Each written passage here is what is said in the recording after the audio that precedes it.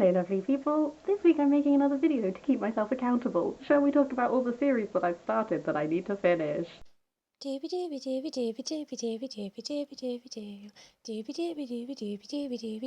Sophie Vlogs! So in February 2019 I made a video that was like, I need to finish these series. And more recently I made a video that was like, did I finish these series? And actually, I did pretty well on that. What I realise I've also done is I've started a bunch of new series. There's quite a lot of them, and I need to finish them also. So here I am once more, holding myself accountable. I have loosely split these into three categories, and that is historical fiction, middle grade, and then fantasy, mostly YA fantasy actually, but there is also some adult fantasy in here. So I'm going to start with historical fiction because that is my smallest category. Dissolution by CJ Sansom. This is the start of the Shard Lake series. This is a sort of, at least this one, is a murder mystery set in Tudor England. This follows Shard Lake, who is one of Cromwell's inspectors, and he's sent to this abbey during the time of the dissolution of the abbeys because Cromwell's other man has been murdered there and he needs to find out who did it. This was good and I had a really fun time. My friend assures me that these continue to just get better and better as they go on. I don't know if they continue to be murder mysteries or just mysteries, but I had a really fun time reading it. She's going to lend me the rest of the series, so this is hopefully one that will be achievable because someone else will be supplying me with the books, which makes it a lot easier to do. Jumping into our fantasy books, I'm going to kick things off with Girls of Paper and Fire by Natasha and Ngan. We follow Leigh, who is a member of the paper caste, which is the lowest caste in this world. She's taken to be one of the concubines of this demon king, but while there, she ends up falling in love with one of the other girls. And essentially, the point at which this ended, I was like, boy howdy, do I need to know how this series continues. The thing about this one is I have heard extremely mixed things about book 2 in the series. So my question to you is, do I just keep this as like one great book that I really enjoyed? Do I give the second book a go and see what I think and hope that it is okay? I think there's a third book still to come. We shall see, but this is one that I'm like, don't know whether to be hesitant or not. We'll see. After that is Every Heart a Doorway by Seanan and McGuire. So this is focused on people who have gone through doorways to other worlds but have then come back and they can't really cope with that very well. This particular novella is sort of focused on this school where they go to, and then someone is picking people off and they're trying to figure out who it is. I gather that the rest of them in this series explore different things. I was really intrigued by this glimpse into this world that we got, and this is definitely one that I do want to continue with and see whether some of the things that I really enjoyed that were being explored, if they carry on and are explored further, or if we just go to completely different places, because I don't really know. After that is a graphic novel. This is Once and Future, Volume 1, The King is Undead by Kieron, Gillen, Dan Mora and Tamara Bonvillain. I absolutely loved this. This is like a reinterpretation of the Arthurian myths. It follows these two people. This is like a 70-year-old old lady who like used to be like a monster hunter, and then this is her grandson, and then essentially like these people try and bring King Arthur back, and so then they kind of have to like deal with it. It has some really fabulous playing around with the Arthurian myth and like ramifications of things, and also like he fought against the Anglo-Saxons. Why did a bunch of Anglo-Saxons think that bringing him back would do good things for them? Huh? So it's fabulous. Following on from that is Graceling by Kristen Cashore. This I talked about in my 5-star book predictions video. Did I give it 5 stars? You'll have to wait for that wrap-up to find out. But this is set in a world where people can be born with a grace, and a grace is like the thing that they are amazing at. And our main character, Katza, has the grace of killing, and she's sort of exploited by her uncle for this. And then this follows her as she sort of goes on this like fantasy journey type thing. It had a lot of cool things going on in it, and I definitely do want to continue. This is one of those series which I don't hear talked about a huge amount, but when I do hear people talk about it, they absolutely rave about it. Another book that lots of people rave about is Six of Crows by Leigh Bardugo. I thoroughly enjoyed this book. It's kind of like a heist fantasy. There is a whole cast of characters. It's very character driven, I feel. Like, if you like plot driven books, you might struggle with this one initially, because while there is a plot that does develop, you're really immersed in the characters, which I personally enjoyed. I didn't get on with the Shadow and Bone series, and I decided just not to continue with that one, but this is one that I definitely would like to finish. Next up is The City of Brass by S.A. Chakraborty. This is another one that I know is a lot of people on BookTube's favourite. It is set in 18th century Cairo. We follow a girl called Nari who ends up getting embroiled in this situation involving gin and many other things she could never have imagined. This goes in some really interesting places. By the time this finishes, we're in like a completely different situation. I do need to hurry up and find out what happens before I forget and my tiny mind loses all the information I previously knew about it. Following on from that, it's the Seven Water series by Juliet Marillier. I have read the first 2 books in this series. This is the second one, Son of the Shadows. The first one is Daughter of the Forest.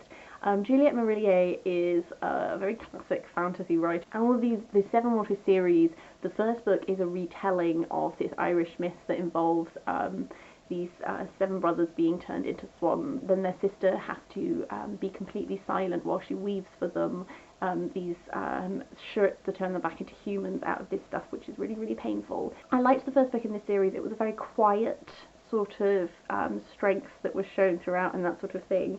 I didn't enjoy the second book as much, but I am intrigued by the end point where the third book will be going. I think that the 7-book series in a whole, like the first 3 books, can be taken on their own, so I own the third book of this, and I'm going to read that one, and then I'm going to assess how I feel about the series as a whole, because there are things I really like about Juliet Marillier's writing. There are some things which I didn't love particularly about this one. So we're going to take an assessment after book 3, but in order to do that, I need to read book 3. Speaking of books that I need to read to finish things, this is The Silver Mage by Katharine Kerr. This is the final book in her Devery Cycle series. I've talked about this, it seems, way too much this year, so I promise I will shut up soon. But this is essentially this Celtic-inspired fantasy that follows the same souls that are reborn in different lives, and it weaves together like a Celtic knotwork. By this point, many shenanigans have ensued, and I'm reliably informed that the whole series is going to like link up again like a Celtic knotwork, so I need to find out that. There is a new book that has been published that is in the same world but is not a continuation of this series, so I would also like to count that book within this, even though it's not directly related. Just on the fantasy note, a couple extra books that I don't physically own that I also need to count are An Ember in the Ashes series by Sabaa Tahir. I've read the first 2 books of this and I've talked about both of them in my autumn wrap-up, so I will link those down below. This is a fantasy series that is set in a world that's inspired by ancient Rome. It is going some really interesting places. I don't really care for like the love story that's happening, but the world building itself is extremely interesting, and it is such a fast-paced series. My camera died. I'm going to try and pick up from where I was. So I think I was just about to talk about the Cursebreakers series by Brigid Kemmerer. The first book in this series was A Curse So Dark and Lonely, and it's sort of a Beauty and the Beast retelling, which is not a fairy tale retelling that I usually am a big fan of. I think it's fine, it's just there are a lot of them and I've never really been interested in them. But something about this one just kind of worked for me. There was a lot of this that I really liked, and I think that was mainly due to the main character. I've forgotten her name, I should have checked, but because the camera battery died, I'm less prepared than I was. I thought that the portrayal of her cerebral palsy was really well done. I just found her a really likeable heroine. I felt like she had like a lot of like perseverance and like bravery at her heart and stuff like that, and I think she is what I really liked about this. There was a few things about the way that it ended that I wasn't super keen on, but I was not sure if that's because they're going to be like explored a bit in the next book, which I need to get my hands on and read. Next up is Foundryside by Robert Jackson Bennett. I really loved this book when I read it. It's this heist narrative that follows like this team that ends up forming. The main character, Saoirse, has this ability to, when she touches objects, she can sort of like, she like can speak to them in some ways and like uses that to sort of manipulate things, and I particularly enjoyed the way that that allows for sort of like a manipulation of logic type situations. I thoroughly enjoyed the first book, and I really want to get to the second book before I forget everything that happened in the first book, as I am wont to do. Next up is The Rosewood Chronicles by Connie Glynn. This is just a very, very sweet series that I really enjoy. It's set at Rosewood Hall, which is sort of like a magical boarding school. The first book is following this girl, Lottie Pumpkin, who has always dreamed of going to this school, and then her roommate turns out to be the princess of this place, and they decide that they're going to swap places because Lottie is the stereotypical, like, perfect princess sort of girl anyway, and she loves princesses, whereas Ellie just wants some freedom. Where we are at now in the series, about 3 books in, there is very much like a wider overarching plotline that is forming. There's sort of like a very queer love triangle going on that I'm very actually into, and I just think it's one of those series which I started off because I just thought, oh, I'll read something sweet about a princess switch, and then it's ended up like building up, and I thoroughly enjoy it. I think it's a really lovely series. Right, I'm going to move on to the middle grade section, which is largely just I've read book 1 in a lot of series and I need to actually finish all of them. So, first of these is The Extremely Inconvenient Adventures of Bronte Mettlestone by Jacqueline Moriarty, which has my whole heart and soul. I just fell for this book when I read it. It's about Bronte Mettlestone. She's been living with her aunt all this time because her parents have disappeared off on these adventures, and then she gets news that her parents have died, but her parents' will is in this very cross-stitch pattern which can't be broken, so Bronte has to follow the instructions that they've given her, and it begins, and you feel like it's a way of the parents like making sure she gets her own adventures, and she visits all of her, like, I think it's 11 aunts, and so all of these different aunts live in all these complete different places, and there's this really wonderful, like, snapshot world building thing going on, but then as it goes on you get that there's something bigger going on under the surface, and there's this a more overarching plotline that I imagine is going to be explored further in the second book, and I need to read this book because I loved it so much. I fell so hard for it. Just jumping off to the same cover designer, we all know I love KJ Mountford. Here's another one of his cover designs. A Place Called Perfect by Helena Duggan was slightly creepier than I had expected, although I should have made note of, like, the eyes in the flowers and the things. I don't know what I thought it was going to be. It follows Violet, who moves to this place called Perfect, and you all have to wear these rose-tinted glasses. But then she begins to suspect that maybe there's the glasses are hiding things, and this, like, slightly sinister, like, plot becomes apparent. Again, this could have just stuck as, oh, this one story of sort of working out what's going on in this town, but actually I feel like this is one again that is building to a much larger, bigger conflict. So I didn't love this one as much as I love Bronte Mettlestone, but I like it enough to want to continue the series, and I think it's potentially going to be a series that I, like, grow to love, you know? After that is Malamander by Thomas Taylor. This was so sweet. This is set in Erie-on-Sea, which is a little seaside town, and Herbie Lemon works in the lost and found department of this hotel. This girl, like, comes to him and is like, help me. And they're trying to unravel the secret of her parents. There's also this mythical Malamander monster that's supposed to be this sea monster. It kind of has all of those gorgeous little details that really work for me to build up a really gorgeous little children's book world. I love that everyone's names are usually sort of tied to the sea in some ways, and this kind of was a self-contained story in many ways. So I don't know if the rest of this series, because there is a continual series, is sort of like each book follows a different mystery or like a different that sort of thing. I don't know, but it was such an absolute delight. I had such a lovely time reading it. Next up is another one of my favourite covers. Oh wait, it's KJ Mountford again. I'm predictable. This is Potkin and Stubbs by Sophie Green. I adore this cover. It's one of my favourite book covers of all time. I just think it's so, like, crime noir delightful. I know that a lot of people read Sophie Green, I think, for Believe Us On, the latest one that happened, and I'm, like, fully in support of that because I just think that this is such a gorgeous little, like, crime noir mystery book. Like, Lil Potkin, this, like, wannabe reporter, is, like, hanging out in this bus station, and this boy comes to her and is like, I need your help. And thus begins this unraveling of another mystery. This one involves, like, some supernatural elements, which I really enjoyed, and I just think that this is one of those that has the making of, like, the most wonderful little mystery book series that every time they're exploring, like, a different sort of mystery and investigating, and it was absolutely wonderful, and I really need to continue. And ultimately is The Wild Folk by Sylvia V. Lindstedt. I've not actually seen a lot of people talk about this book. A lot of these other children's books, I know that lots of people, especially because of Believe Us On, have been reading. If you have read this, I would love to hear from you because I don't know anyone else who has. This is book 1 of the Stargold Chronicles. This is the most gorgeous. I keep being like, these are all the most gorgeous, but they are.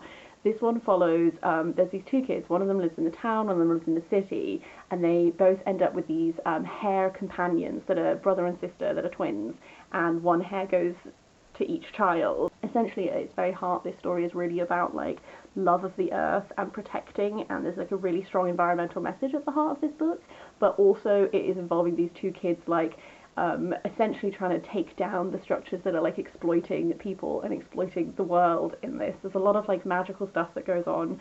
It's been a couple of years since I read it, and I really want to do a reread, but I need to pick up the second book so then I can go straight into this, the finale. But I'll be really interested to see what else Sylvia V. Linstead writes, because this was so magical and I loved it so much, and I really love the cover. This is a proof copy, but I just think it's gorgeous. Finally, one that I know has its third book coming out very soon, I think. This is another one of my favourite covers of all time. This is A Pinch of Magic by Michelle Harrison. Cover design is Melissa Castrillon, who is one of my favourite illustrators. I just think that this is a thing of beauty. Hello, gorgeous. This was lovely. This follows these three sisters. There's this family curse. Three sisters, a family curse, and a pinch of magic. I thought that this did such a good job of really managing to give you adventure whilst also having to be like physically confined to this one sort of place, because the whole point is that these girls can't leave this island, and if they do they will die, so they have to try and break this family curse. I just really love that you were able to have this amazing adventure even though you were very much like limited in like where you could physically be. I think it's going to be one that really grows, and I really need to read and own the other books because they are also beautiful and I love their covers so very much.